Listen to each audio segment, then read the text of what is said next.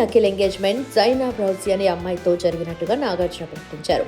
ఫోటోలు చూసి చాలా మంది ఎవరో హీరోయిన్ అనుకుని గూగుల్లో వెతికారు కూడా. సోషల్ మీడియా ఖాతాలు చూశారు. అంతకుముందు ఏమైనా ఉండేవేమో కానీ ఇప్పుడు మొత్తం ఆ ఖాతాల్ని క్లీన్గా ఉంచారు. ఒక్క వివరం కానీ ఫోటో కానీ లేకుండా జాగ్రత్త పడ్డారు.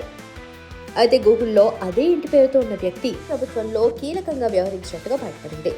జగన్ ప్రభుత్వంలో మిడిల్ ఈస్ట్ దేశాలకు ఏపీ ప్రభుత్వ ప్రత్యేక ప్రతినిధి జుల్ఫీ రౌజీ అనే వ్యక్తిని నియమించారు. ఆయన నిమ్మగడ్డకు సన్నిహితుడని, రసల్ ఖైమాతో ఉన్న బాక్సైట్ సమస్యను పరిష్కరిస్తారని నియమించారని అప్పట్లో ప్రచారం జరిగింది. నిజానికి ఆయన పేరు కానీ ఆయన ఎవరో కానీ ఆంధ్రులకు తెలియదు. ఆయనను అలా నియమించారు. తర్వాత అన్రాక్తో సమస్య పరిష్కారానికి ఆయన్నే జగన్ ప్రభుత్వం ప్రత్యేక ప్రతినిధిగా నియమించింది కూడా. ఇప్పుడు ఆయన కుటుంబ సభ్యురాలే నాగార్జున కోడలుగా చేసుకుంటున్నారని అర్థం చేసుకోవచ్చు. ZR ఇన్ఫ్రా అనే కంపెనీ రౌజీ కుటుంబీకులకు ఉంది. ఈ జైనాబ్ జగన్ ప్రభుత్వంలో ప్రత్యేక ప్రతినిధిగా వ్యవహరించిన జుల్ఫీకి కుమార్తె అవుతారా మరొకటా అన్నది ప్రకటిస్తే తప్ప తెలియదు. ఎందుకంటే వారి వ్యాపారాలు ఎక్కువగా గల్ఫ్లోనే ఉంటాయని చెప్తున్నారు.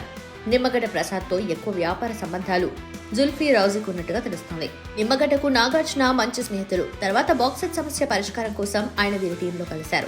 అలా బంధువులు అవుతున్నట్టుగా తెలుస్తోంది. అఖిల్కి గతంలో జీవీకే కుటుంబంలోని అమ్మాయితో ఎంగేజ్మెంట్ అయింది. తర్వాత రద్దు చేసుకున్నారు.